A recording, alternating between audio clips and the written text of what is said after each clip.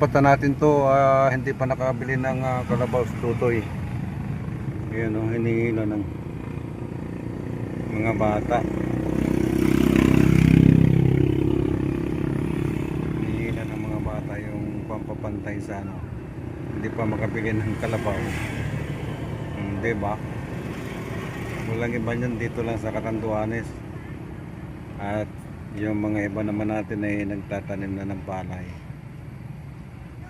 Ano? Only in Catanduanes. Ayan. Hinihila ng tao. Hindi pa nakabili ng kalabaw si Tutoy.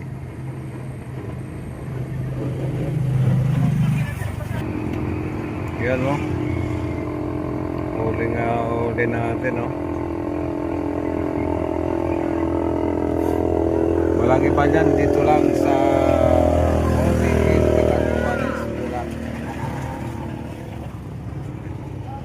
shout out sa mga naghihila para mataniman ng palay. Ayos. Malapit tayo sa may airport side.